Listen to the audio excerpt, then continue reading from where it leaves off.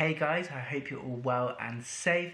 It's Jack from Tech Fusions here, and today we're going to be unboxing the iPhone 11 Pro Max replica. So stay tuned and let's see what this is like compared to the original iPhone.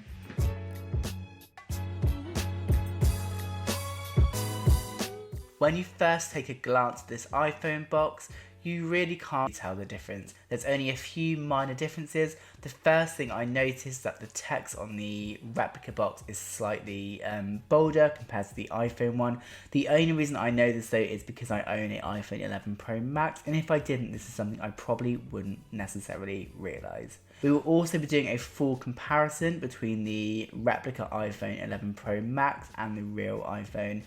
So if you haven't already, please subscribe to our channel and hit that notification bell on, so then when we will release that video you will be able to see it and see the comparison between the replica iPhone and the real iPhone. When you open the box, you are greeted with a back cover, which I'm not totally sure why it's there. It looks like some kind of Olympic logo, which for me highlights almost straight away it's not a real iPhone. Although it doesn't look bad, it kind of takes away that premium feel you get when you buy a real Apple iPhone.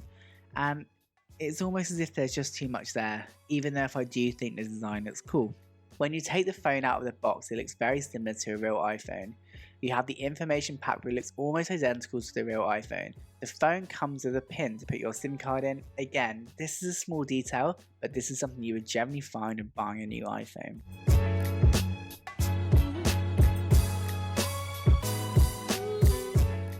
There are some earpods provided which almost look identical to the Apple version. Although they look similar, it will be interesting to see what the sound quality is like compared to the real iPhone. But in terms of how they look, I probably wouldn't be able to tell the difference just by looking at them, so again we'll have to see what they look like in the review. The next bit is the USB to Lightning cable port.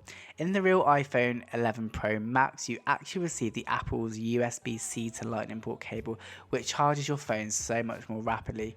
While this replica phone clearly won't be as rapid as the real one, I'm surprised they didn't try and mimic this in some kind of way, just to look like, it was a real product, where for me, that almost gives it away straight away.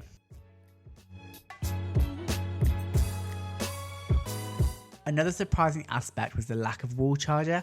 I mean, in a way this makes sense because this phone has probably been shipped across the world from China, but it makes you ask why it's not included, especially as there is an empty space in the box for it, which again, if you look at a premium device, you would expect something to be in there, and it's quite strange just seeing an empty part in a box.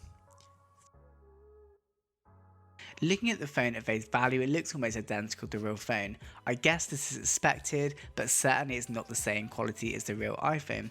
Firstly, as you can see, the screen looks like it's been scratched straight out of the box. The phone did come with a screen protector which was on it, and to be honest I'm so glad it did, otherwise I may have ended up with a phone that looked like a broken screen.